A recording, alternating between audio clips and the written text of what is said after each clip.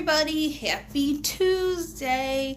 Today we're going to read The Littlest Bunny in New York. And I don't know who wrote it. Let's see. Oh, it's written by Lily Jacobs. Not long ago, in a land you might know, lived a girl named May and a boy named Joe. They moved to New York and longed to explore, make new friends, have adventures, and many things more.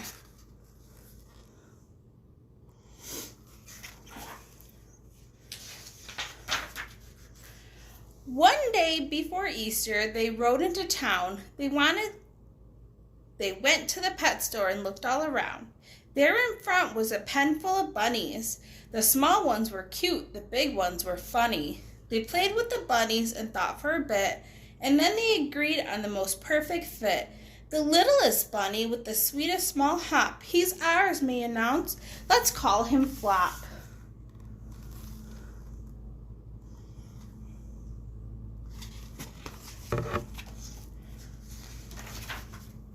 So Flop joined the family that sunny spring day. The littlest bunny was now home to stay. They played with the bunny until it was late, then settled Flop into his cozy, snug crate. May gave Flop a kiss and Joe patted his head, and then the two children both climbed into bed. A soft evening breeze blew through the window, and May and Joe smiled as they slept on their pillows.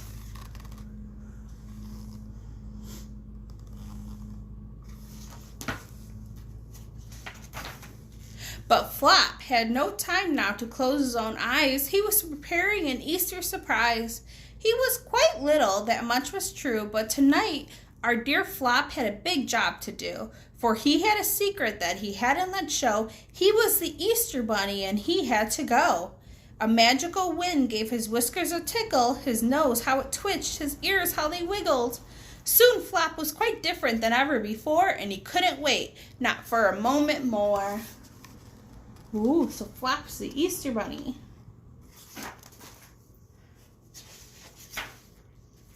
He raced through the house and out into the night to where he had hidden his eggs out of sight.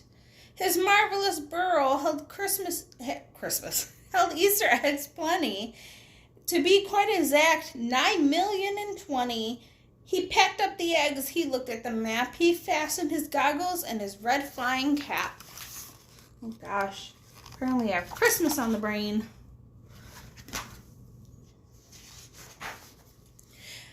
Then Flop hopped right into his hot air balloon, and soon he was soaring as high as the moon. As he watched his first stop grow nearer and nearer, the Empire State mission became even clearer.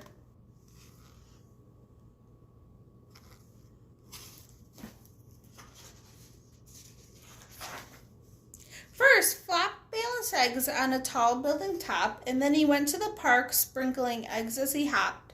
Then he dashed off for an Easter home run, then quietly hid chocolate eggs one by one. So he's going all around New York City.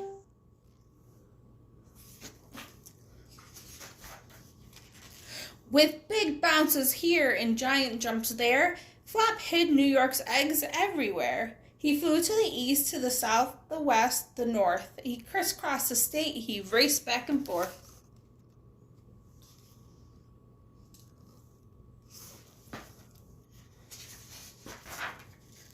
Yonkers, Manhattan, Mount Vernon got treats. Then Syracuse, White Plains, and Troy were complete. Buffalo, Brooklyn, the long list went on. Flop was delivering his eggs until dawn.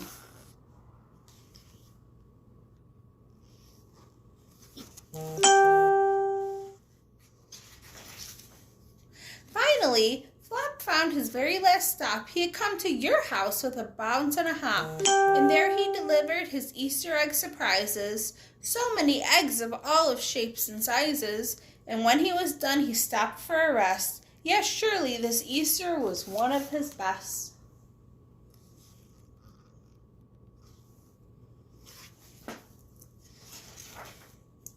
The morning sun rose on that bright Easter day. It was time to wake up for Joe and for May. When they went over to find their friend Flop, the door was wide open. His crate was unlocked. There were eggs facts to discover, as all children know, but we just want Flop, cried May and cried Joe.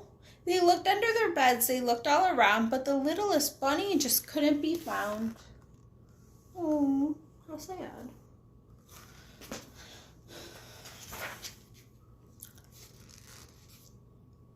Who unfolded this map? But whose goggles were these? Then from around the corner came the faint tap, tap, tap. They rushed and they stumbled. It had to be him. And there they found baskets, and something else was tucked in. Oh, there's the bunny.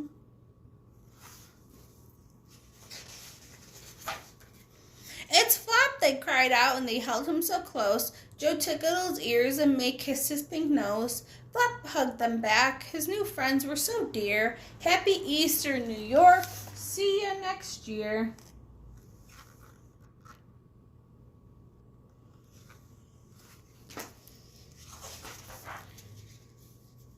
The end.